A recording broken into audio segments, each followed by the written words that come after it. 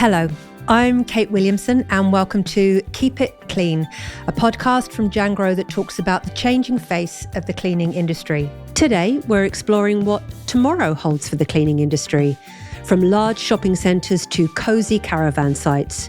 What are the greatest challenges and what innovations will shape the way these spaces are maintained?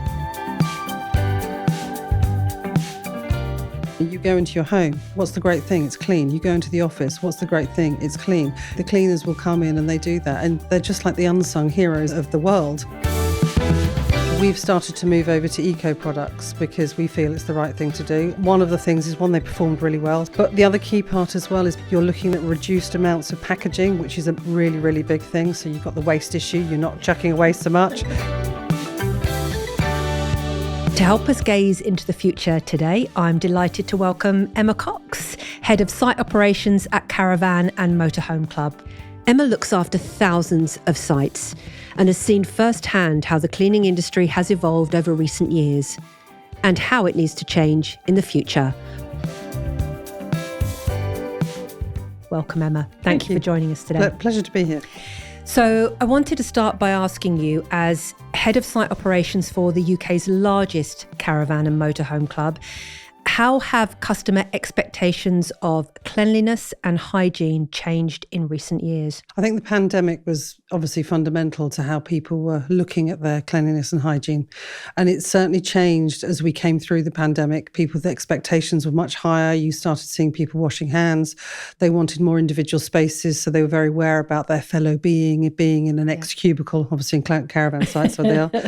As time's gone on, that's diminished a little bit on sites because we're finding that our standards are pretty high anyway, but people are more aware around what's around them. They're more aware, not necessarily of washing their hands, unfortunately, but actually who's in the next cubicle to them. They're aware when people are coughing. They're aware what you're doing as an organisation to keep them safe and keep the public facilities clean. Absolutely. You were talking about the pandemic there, and it was, it was a seminal moment in our lifetime. How has the heightened awareness of infection control brought about by the pandemic? I mean, you've spoken a little bit about it there, but how do you think it's altered public attitudes? I think from a number of ways. When we came out of lockdown, a lot of the general public were frightened, if I'm really honest, and that comes out in lots of different ways. But they wanted to really understand what we were doing. They wanted to know they were safe. How are we maintaining a hygiene standard? How are we looking at our cleaning standards? What were we doing as an organisation? We're in the fortunate position, we are one of the biggest caravan clubs across the UK. And so we had to sit and we had to go through all of our cleaning regimes, literally as though you were inventing a business from the beginning, to make sure that everything we did was up to the best standard possible, increasing cleaning regimes, making sure we were looking at all the chemicals that we use to make sure they're antibacterial, they're not just sort of making things smell nice. Yeah. So all of those things have been reviewed and looked at to make sure that people are safe. It really puts everyone under a microscope, doesn't it? Yeah, it does. It does. And I think, people forget actually that it's down to the individual. You come in and you touch a door. Well, if somebody else hasn't washed their hands, you touch that door that they've touched. Well, if 3 people before them have touched a door, so you're constantly going in, well, what happens with the door? Are you wiping it? Do you have antibacterial stuff there? You're looking at sanitizers everywhere to make sure that people are aware of what they're doing. Absolutely. What sort of shifts do you think might happen in the future? I mean, I know there's obviously certain things that we can't control, like a pandemic. I think people's expectations have become much more acute. They want things to happen. They expect it.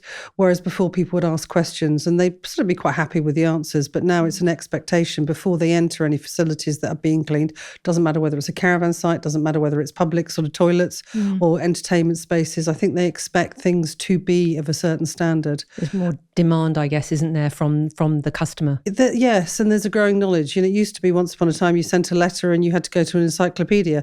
Now everybody carries a phone around with them and they can go, oh yes, I know what that is. And I've now got an opinion on it, because actually it's not something that's kept as a knowledge away from everybody. So people do have much more insight as to how, germs are spread, how cleaning standards should be, what things can be used, and how that impacts on them as an individual. They're more self-aware. Yeah. And the choices they make as well. They will make choices based on what they believe is the correct thing to happen. So will you go to that place over that place? Well, it depends on your cleaning regimes and depending what you're doing. So if you think in a caravan site, it's quite personal. You're showering, you're using the facilities. You're not just going to go to the toilet. You're used for a number of different things. So as it's such a personal space, they're much more interested in how you then maintain that space.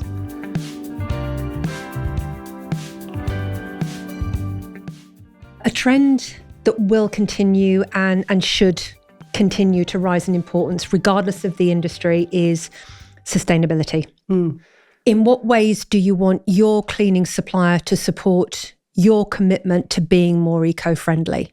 What can they do? Well, I think, to be fair, we're actually already on the journey.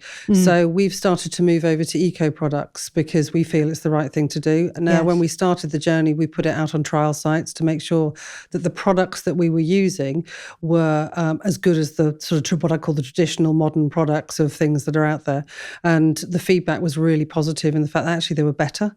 One of the things is, they performed really well. So the cleanliness was good. So you're getting the performance. We're getting the performance. Yeah. But the other key part as well is packaging as well. So, you're ordering smaller numbers of chemicals, which is great for storage, but they come in condensed formats because they're in concentrate, so they're easy to store.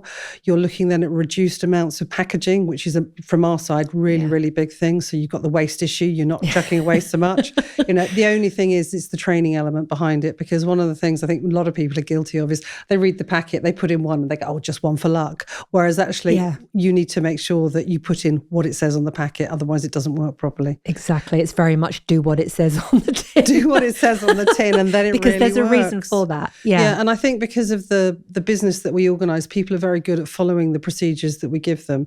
One of the things we've done recently is we've banned bleach across our network. Yes. So you think we've got 160 campsites up and down the UK. Well, bleach was our biggest order piece. And I know a lot of people... And I still have friends, we use bleach, and I'm like, bleach doesn't actually clean anything, it just hides stuff. But if you look at the detriment that the God knows how many litres of bleach would go into the environment, well, that's all stopped. Because to me, bleach is something that just hides the smell. It's great in the pandemic times. If you do the right quantities, same as chlorine, you can kill off certain bacteria. But there's so many other products that you can use that will kill the bacteria that you don't need bleach, because it's just so harmful. And the natural range of products that we've got that the Caravan Motorhome Club are using, they're fantastic in that they will keep cleaning even when you're not there. So it's, you've done the initial clean, and then it's just going to keep working. Yeah. No, it's true. And it's the whole piece around, how does it smell? Does something smell clean? And this is one of the things that this is the whole psychology behind people. Yeah. You walk into a room and there's no smell, so they don't think about it. You walk into a room and it smells of bleach, which people associate from when they're growing up. It's clean. But actually, the room that's got no smell is the one that's clean because it's got no smell. Exactly. Because there's no odor at all. And I think it's those sorts of things. Again, it's educating people in the fact that, sometimes a smell doesn't mean it's clean. And there's ionizers that you can get that actually will evaporate the smells and stuff. And that's the piece where you need to worry that if you're having to do something like that, what is the smell and what do you need to do to clean it, rather than just putting in a masking smell. Actually tackle the problem that actually something needs to be cleaned out, or it needs to be attacked, or you need to change the chemicals, or you need to change the regime.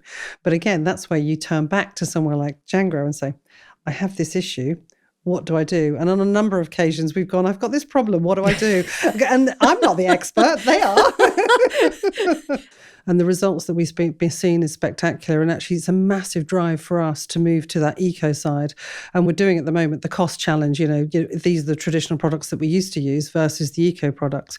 Because we're having less waste, we're not using as much, we've got less to order. We're finding that actually it's comparable from a cost perspective. Now, whilst that's not everything, when you're running a business, it is important.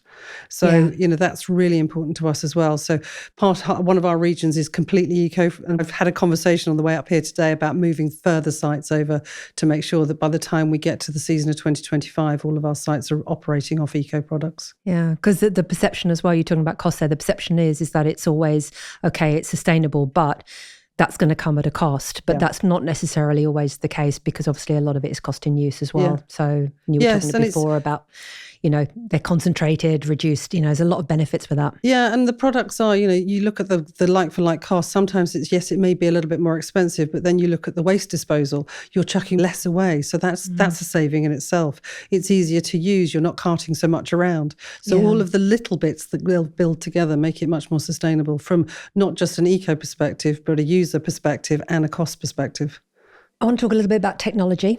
It's increasingly being integrated into cleaning practices. Do you think automated cleaning systems will ever replace the need for human cleaners in large facilities? They will never replace them, I don't think. My belief is that the technology will get better and better, and it will reduce the need for so much human intervention. But because technology is good, there is some things that the eye for detail of human interaction is required. It's the empathy, it's the visibility. It's a bit like going in and spraying something that smells nice. Doesn't mean to say it's clean, it just smells nice. And when you see somebody, the human interaction is that I've seen somebody do that. Whereas if you see a technology delivering a service, you're always a little bit skeptical as to cautious, it. Yeah, and I don't think as a human race we're quite in that space yet. But it's things like there are, the technology things where you've got sensors to say the toilet roll needs to be changed, the soap dispenser needs topping up. You even have the technology where there's dust on the desk so that they can monitor those sorts of things.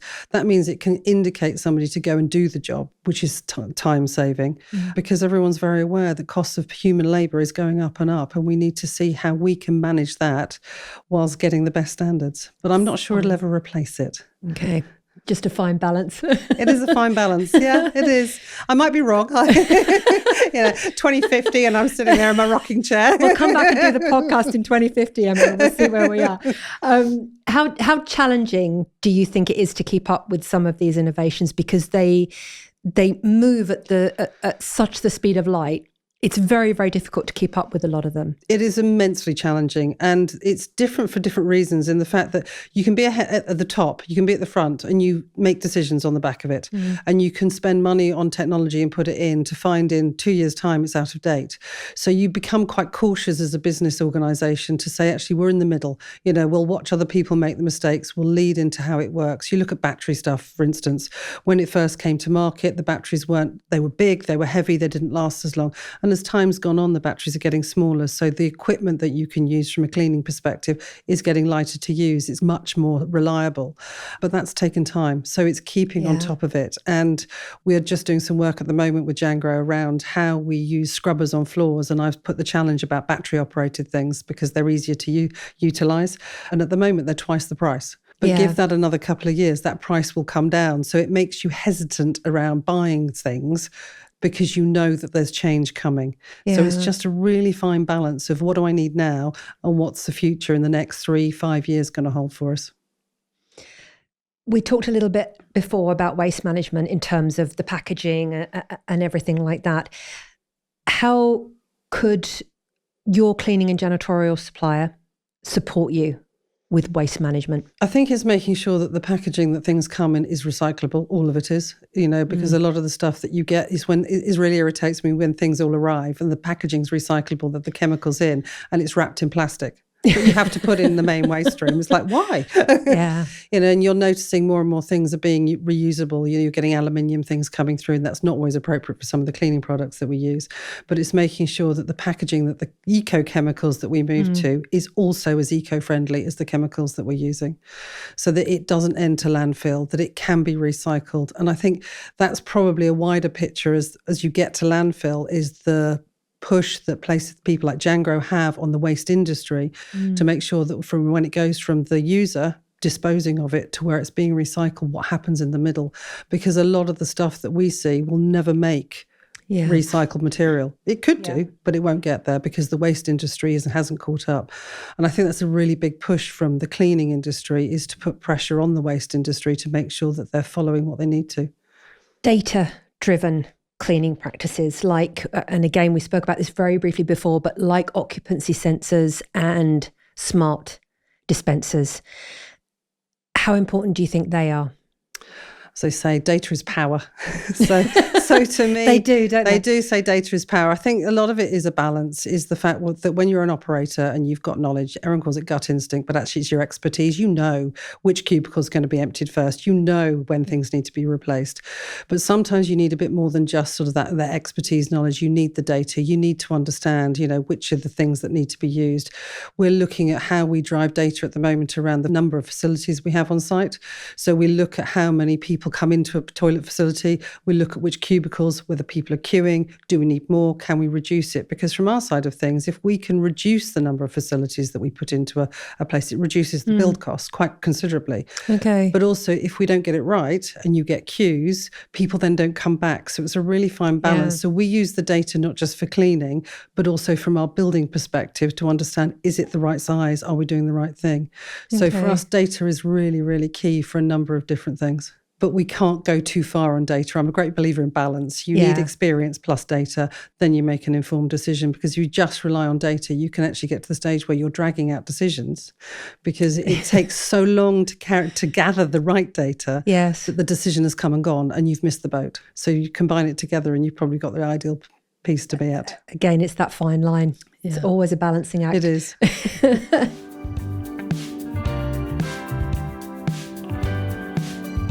How might advancements in cleaning affect the overall experience for customers in retail and entertainment centres? So everything we're talking about bringing into the industry in terms of the technology and all of the advancements that come with that, how do you think that's going to benefit the customer's experience? I think in real terms, it's standards. You're seeing more and more of it. You go to the airport and you see, the robotic sort of cleaners running up and down, cleaning the floors and mopping them as they go and drying them. And I think that sort of gives a sense of well-being in the fact that actually it's busy, there's people there, people can see that things are happening and they're being cleaned. As it goes into sort of entertainment spaces, it's going to become expected that you don't leave it until the end of the day for someone to be coming around with their mop and their broom, that it happens during the day and it's visible. Constantly being maintained. It's constantly being maintained. It's a challenging one because we can be quite fickle as a human race. And I don't know what you're talking about. We're like, we don't want to see people doing stuff and cleaning them because they're getting in my way, but actually I want it really clean all the time. Yeah. And I think sometimes when you introduce the technology, because it's not a human being cleaning the floor or cleaning the toilets, people are much more, oh yeah, that's fine because that's not going to interfere in my personal space. But if it's a janitor cleaning something, they're like, well, you're in the way and I want to do that. It's like, so it's a real balance of how things are. Well, not an easy bunch to please, let's be honest. Well, also, let's face it, you can have a go at the machine sweeping the floor and it's not going to have it's not going to worry about it. It's not going to fight back. Well, you're not going to upset it either. Just because you're having a bad day. Exactly. So finally, Emma, when we're looking ahead, what do you think will be the most significant change in the cleaning industry that will impact large public spaces like shopping, leisure, caravan sites, hospitality environments? What do you see there as probably having the biggest impact? People. I think one of the things we're seeing is the issue that we get with getting people who want to come into cleaning as a profession. And I say that because we struggle sometimes to get cleaners. People don't want to be the cleaner. They don't want to. And there's a real issue around the way you're perceived if you say, professionally, I'm a cleaner. It's a real stigma still, There's a real isn't stigma there? to it. So people entering into that market, I mean, I know the hospitality industry as a whole is struggling, but the cleaning element, I think, is probably one of the hardest things to recruit for. And if you get cleaners, good cleaning teams, you hang on to them and you treat them really well. So I think as time moves on, I think that's going to become harder and harder.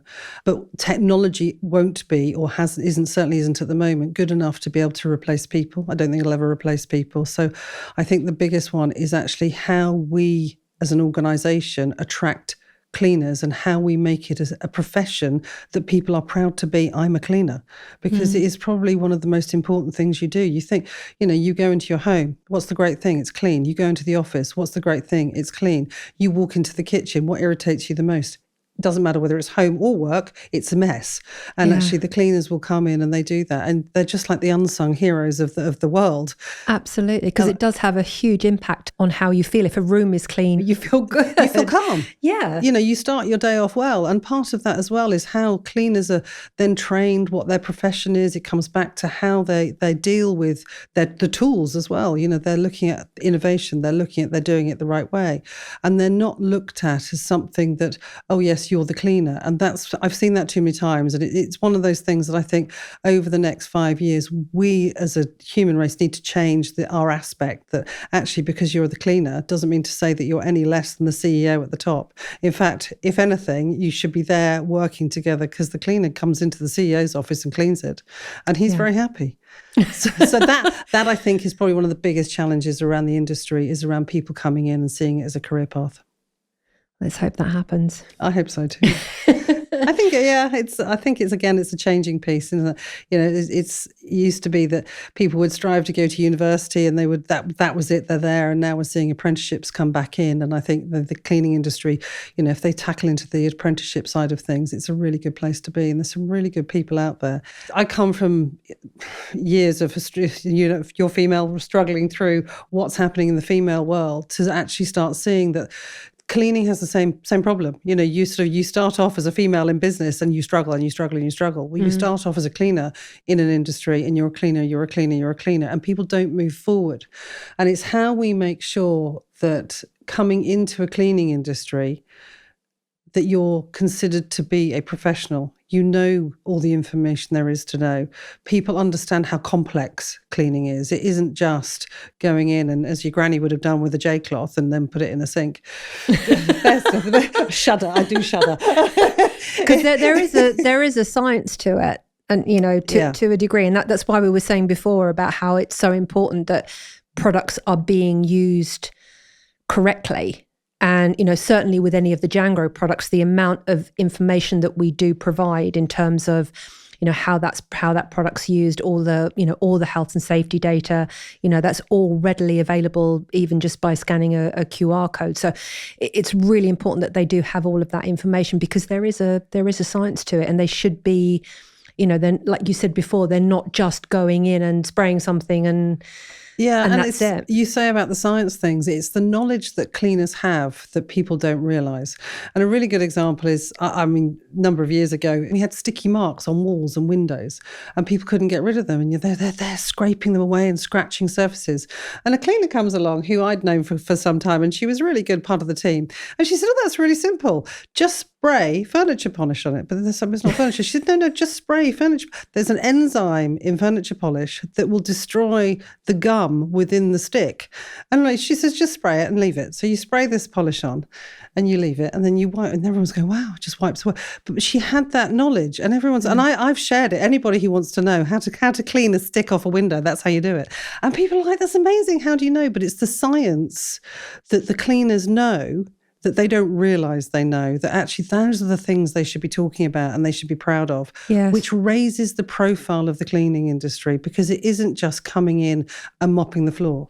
It's about actually, it's a wooden floor, or it's a parquet floor, or it's a plastic flooring. What do you use on it and why? Because if you use certain products on marble floor, you create an ice rink, and without a doubt, you can have somebody come in with a pair of heels on, don't even need to be wet. They slide forwards and break a leg. You need the right products for the right thing. And I think it's things like that sometimes the cleaning industry overlooks, that they don't invest the time to give the cleaning teams the knowledge of what they're actually doing. When I first joined Jangro, they have a learning management solution. There's multiple videos on there that you can go in and you can learn about different areas of cleaning. And when I came into this particular industry, I thought what I do domestically will just carry on through to what I'm doing commercially. And obviously there's a huge gap between the two.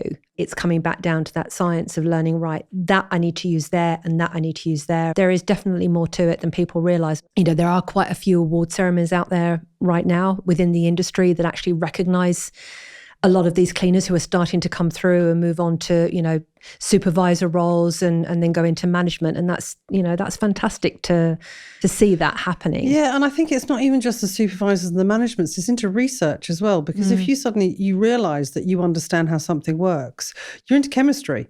You probably sat through chemistry thinking, I don't know any of this. All of a sudden you're Professor Brian Cox. And actually, well, I wish. That's really good to hear, actually. We'll sit here in 2050. Yeah. And we'll analyse all of this and see exactly what happened and see how much of it came to light. But Emma, thank you so much for your time today, for your insights today. It's been an absolute pleasure talking to you, and I really appreciate Thanks for the time you've taken to come here and speak to me. So thank you very much. That's it for this episode. Thank you for listening. Find more information about the future of cleaning and the challenges ahead on the podcast page of our website, jangro.net. Here you can also find more about Jangro and listen to the whole series of Keep It Clean. So remember, keep the conversation going and let's keep the future safe and clean. See you next time.